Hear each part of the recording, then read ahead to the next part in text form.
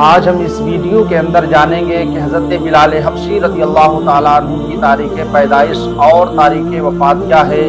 اور حضرت بلال حبشی رضی اللہ تعالیٰ عنہ نے حضور صلی اللہ علیہ وسلم کے ظاہری وصال کے بعد مدینہ منورہ کیوں چھوڑ دیا۔ حضرت بلال حبشی رضی اللہ تعالیٰ عنہ کی پیدائش 581 عیسوی میں مکہ کے اندر ہوتی ہے۔ حضرت بلال حبشی رضی اللہ تعالیٰ عنہ حضور علیہ السلام کے ساتھ رہے اور آپ کے مؤذن تھے، اذان پڑھا کرتے تھے، لیکن پیارے آقا علیہ السلام کا جب اس دنیا سے ظاہری وصال ہو گیا، آپ اس دنیا سے جب کوچ کر گئے، تو حضرت بلال حبشی رضی اللہ تعالیٰ عنہ پر ایک الگ کیفیت طاری ہو گئی، اور حضرت بلال حبشی رضی اللہ تعالیٰ عنہ دیوانہ مستانہ طور پر آپ مدینے کی گلیوں میں پیارے آقا علیہ السلام کو تلاش کیا کرتے تھے اور صحابہ اکرام سے دریافت کرتے تھے، کیا حضور علیہ السلام کو تو کہیں نہیں دیکھا ہے، میں ان کے چہرے انور کا دیدار کرنا چاہتا ہوں۔ اسی حالت میں حضرت بلال حبشی رضی اللہ تعالیٰ عنہ مدینہ منورہ کے اندر رہے، لیکن پیارے آقا علیہ السلام کی جدائیگی برداشت نہ کر سکے، تو حضرت بلال حبشی رضی اللہ تعالیٰ عنہ مدینہ منورہ سے ہجرت کر کے ملک شام کے حلب کے اندر آپ تشریف لے جاتے ہیں، اور شب و روز آپ کے وہیں پر گزرنے لگتے ہیں۔ حضرت بلال حبشی رضی اللہ تعالیٰ عنہ ملک شام کے اندر آپ رہے، تقریباً 6 مہینے کا عرصہ آپ کا گزر جاتا ہے۔ 6 مہینے کے بعد ایک نورانی رات آپ کے لیے آتی ہے کہ آپ خواب میں کیا دیکھتے ہیں کہ پیارے آقا علیہ السلام خواب میں تشریف لائے ہیں، اور پیارے آقا علیہ السلام خواب میں تشریف لاتے ہیں اور فرماتے ہیں کہ اے بلال، یہ کیسی بے وفائی ہے کہ اب بھی مجھ سے ملاقات کا وقت نہیں آیا ہے، میری بارگاہ میں آؤ اور کم سے کم میری زیارت کر جاؤ آکے۔ حضرت بلال حبشی رضی اللہ تعالیٰ عنہ آپ صبح بیدار ہوتے ہیں، آپ غمزدہ ہوتے ہیں، آپ ایک سواری پر سوار ہو کر کے مدینہ منورہ کی طرف روانہ ہو جاتے ہیں۔ آپ مدینہ منورہ آ کر کے پہنچتے ہیں، پیارے آقا علیہ السلام کے روضے اقدس پر آتے ہیں، اور حضرت بلال حبشی رضی اللہ تعالیٰ عنہ کی آنکھیں اشک بار ہو جاتی ہیں، آپ رونے لگتے ہیں، اتنا روتے ہیں، پیارے آقا علیہ السلام کے مزار اقدس سے اپنے چہرے کو، اپنی پیشانی کو مس کرنے لگتے ہیں، اور اس طریقے سے آپ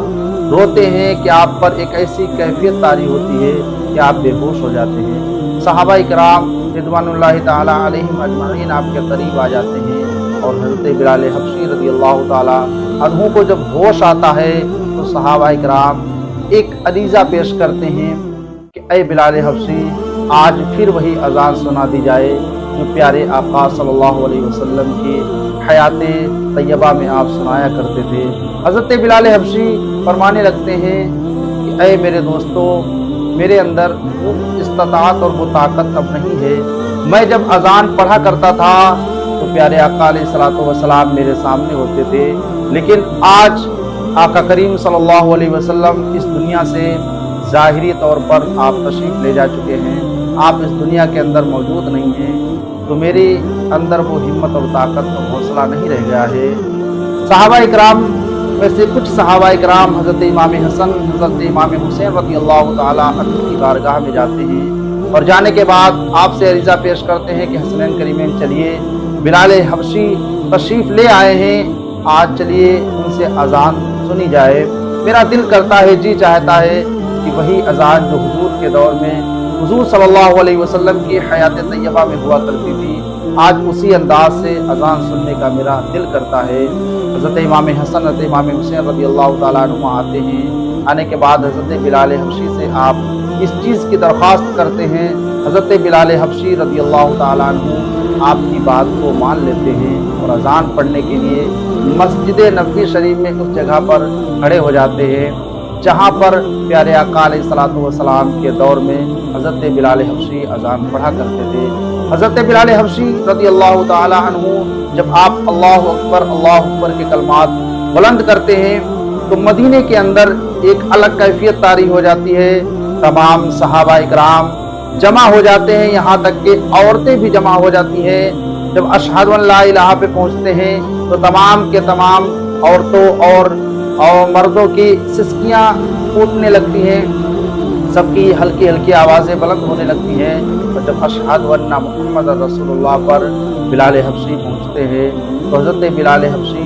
की आंखें प्यारे आका अलैहिस्सलातु वस्सलाम को तलाश कर रही थी, लेकिन कहीं नज़र न आए। तो हज़रत बिलाल हबशी रज़ियल्लाहु ताला अन्हु पर एक ऐसी कैफियत तारी होती है कि आप बेहोश होकर के ज़मीन पर गिर जाते हैं। और हज़रत अल्लामा इब्ने असाकिर फरमाते हैं कि हुज़ूर अलैहिस्सलातु वस्सलाम के विसाल के बाद कि पहला ऐसा, उसके बाद कभी ऐसा ना हुआ कि इस तरीके से मदीने के अंदर आहो बुका हुई हो, यानी इस तरीके से गिरियोज़ारी की गई हो। यानी वही मंज़र फिर तमाम सहाबा इकराम की नज़रों के सामने आ गया कि जो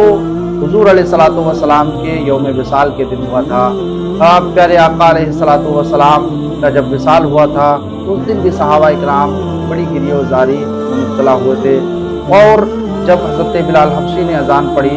उस दिन भी तमाम सहाबा इकराम गिरियोज़ारी करने लगे। इसी अज़ान की तरफ अल्लामा डॉक्टर इकबाल इशारा करते हुए फरमाते हैं कि अज़ान अज़ल से तेरे इश्क का तराना बनी, नमाज उसके नज़ारे का एक बहाना बनी। यानी हज़रत बिलाल हबशी रज़ियल्लाहु ताला अन्हु की अज़ान ऐसी अज़ान थी।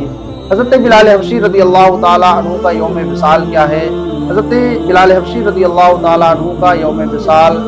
642 ईस्वी 20 हिजरी को हुआ। यानी आप 642 ईस्वी 20 हिजरी को आपका इंतकाल हुआ और आपका मज़ार मुबारक बाब सगीर में है। हज़रत बिलाल हबशी रज़ियल्लाहु ताला अन्हु के वालिद मोहतरम का नाम रिवाह और हज़रत बिलाल हबशी रज़ियल्लाहु ताला अन्हु के वालिद मोहतरमा का नाम हमामा है। हज़रत बिलाल हबशी रज़ियल्लाहु ताला अन्हु के बारे में ये कुछ खास बातें थी। ऐसे ही नॉलेजेबल और हिस्टोरिकल वीडियो देखने के लिए मेरे चैनल को ज़रूर सब्सक्राइब करें।